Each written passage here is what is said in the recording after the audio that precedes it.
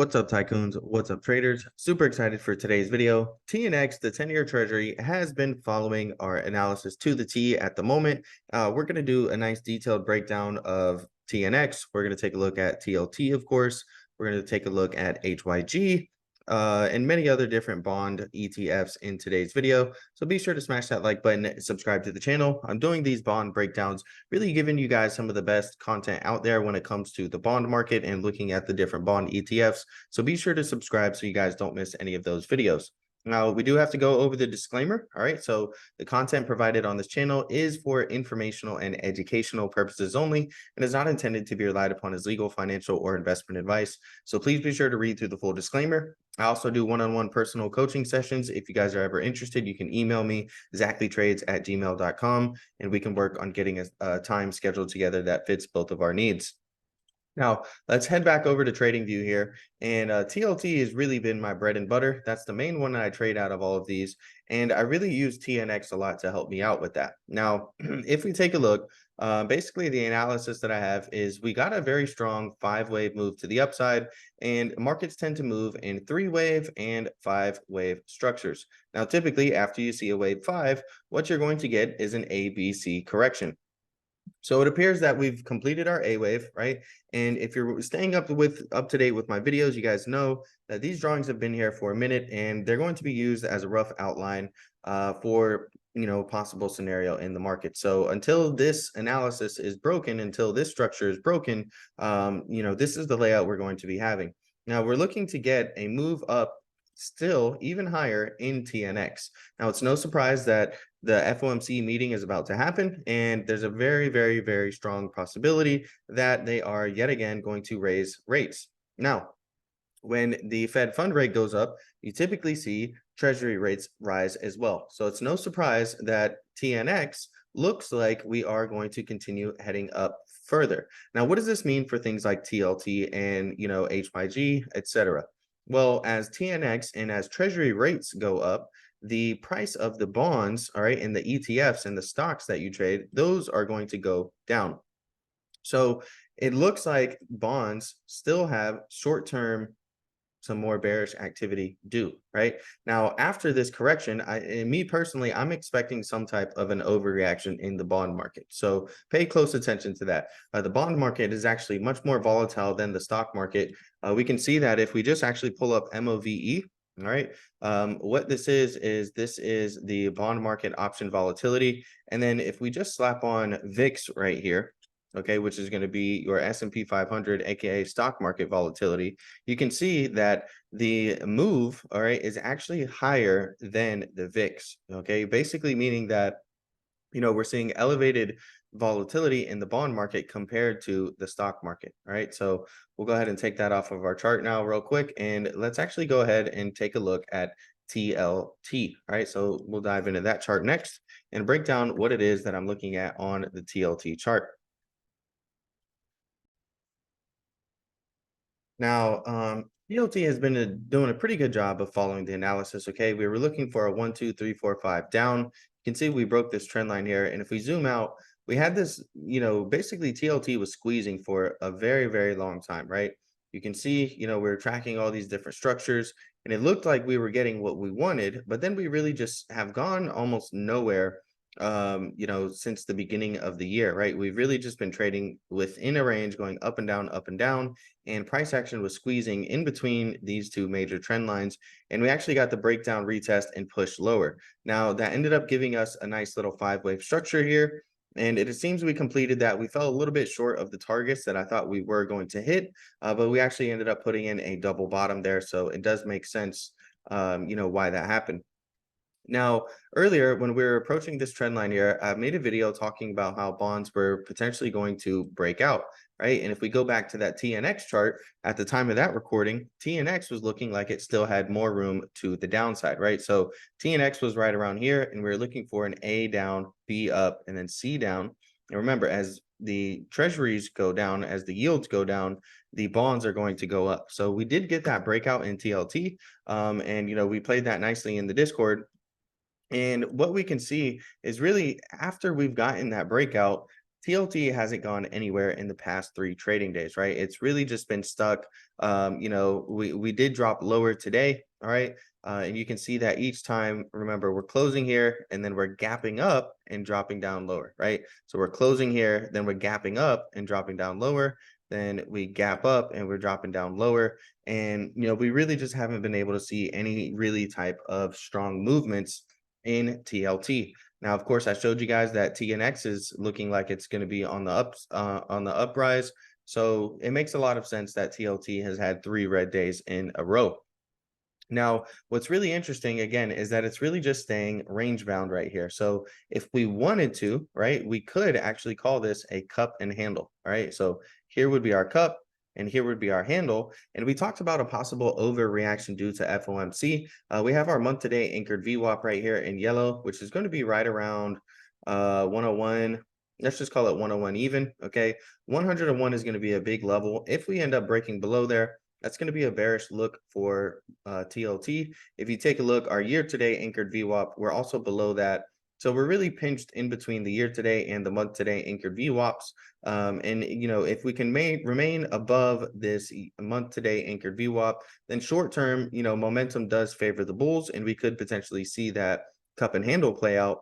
But if we end up breaking down below and flipping this month-to-date anchored VWAP as resistance from support, that's going to be a bearish look, and we've got support down here on TLT right around $99.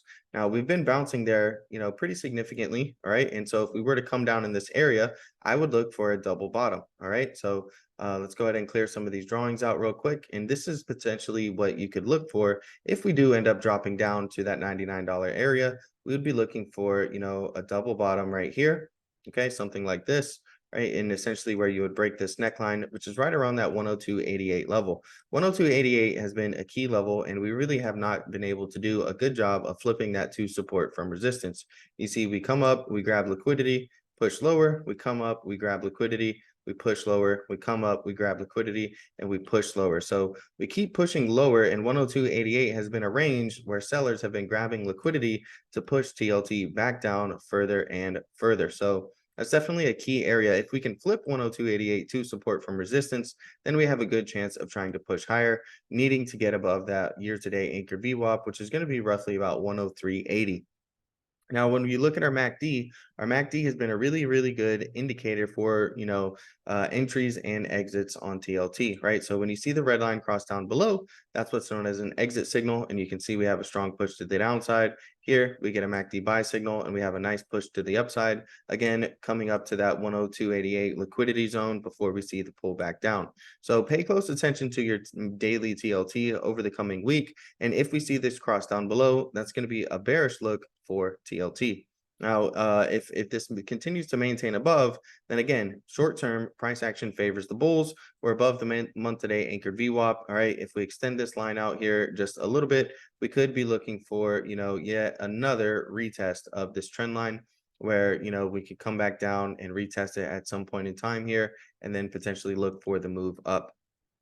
Now, let's go ahead and look at JNK, which is going to be your junk bonds. All right, so we'll break down the junk bonds real quick and take a look at what we have here. Now, over here, we highlighted the breakout that we had in the last video. All right, and it's done a good job of being able to maintain above that trend line. So that is a strong look. And if we do start to see the TNX go back down, remember, we're looking for the B wave up in TNX, right? So we're looking for the B wave up and then the C wave back down in TNX. So once this B wave up is complete in TNX, JNK doesn't look bad here, okay? If we can maintain above our trend line here, which you see we tested it many times here in the past, all right, about 4 or 5 times, and we did a good job of breaking out above it. We're bull flagging now at the moment, but we do need to be very cautious of this gap down below. So I'll draw the gap down in real quick. All right. And if we take a look right here, here is our gap. But if we, were to make note of our bull flag, we have the flagpole right here. And then here is the flag itself. So all of this is healthy bull flag consolidation, looking for the next big move, whether it's going to be up or down. That's what we'll have to determine. Remember, Fed FOMC is about to happen, and there's a very strong likelihood that rates are going to go up. If rates go up, there is a strong chance that bonds could pull down.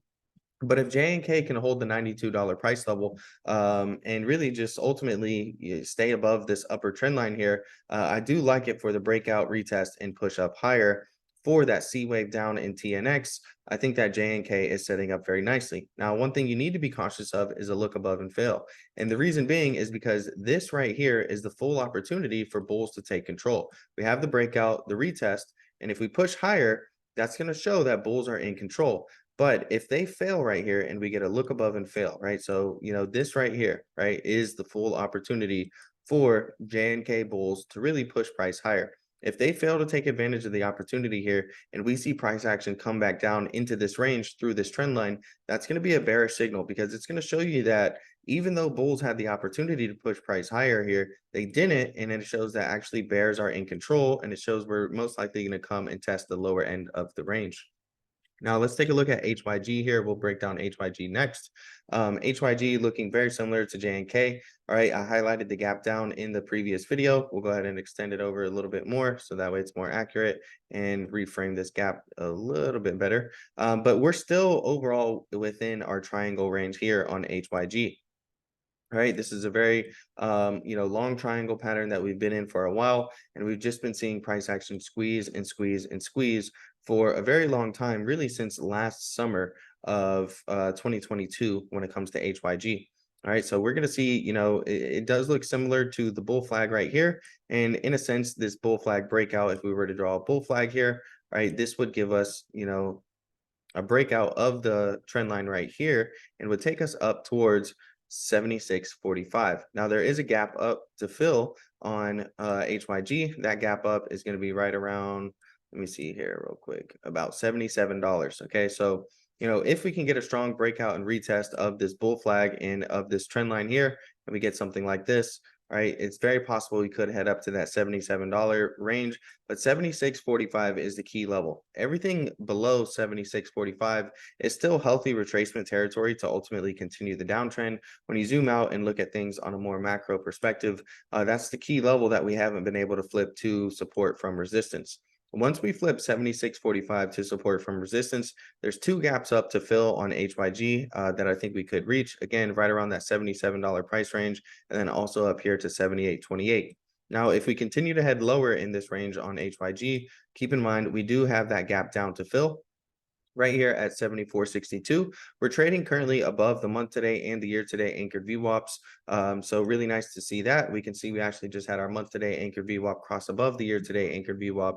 This is a little bit more of a bullish signal and just showing again that bulls have the opportunity right here and are currently in control of the price action. We'll have to see if they maintain that. We want to pay close attention to see if this red line on the MACD curls down below the yellow line. That's going to be a strong sell signal.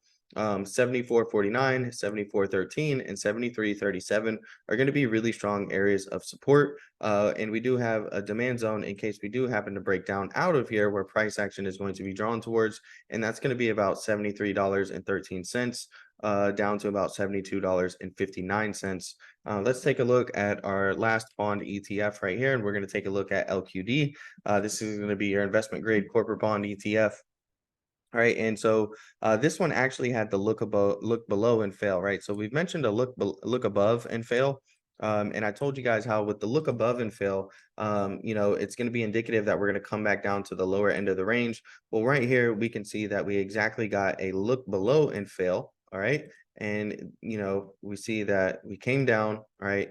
Bears had the full opportunity right here at this specific moment to show that they're in control and push price down lower. Rather, they didn't take advantage of that opportunity. We got the look below and fail, and you can see we came precisely up towards the top end of that range. So, really good example of some of the things that I'm, trying to teach in the video. This is a great example of it happening in real life, and just giving you guys a good example. Now, 108.42 is that really big resistance level we haven't been able to get above.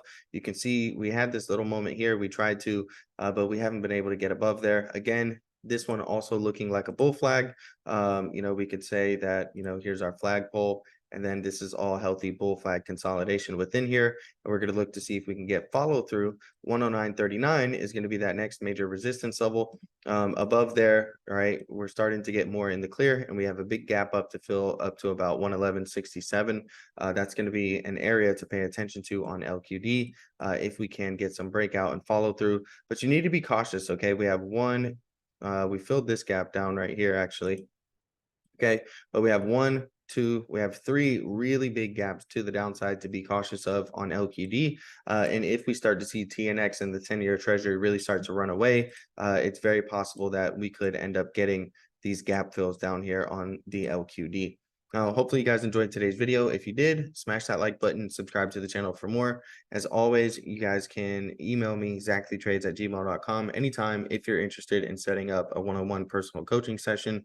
We can work on scheduling a time together that works for both of us. Appreciate y'all watching the video, and I'm out.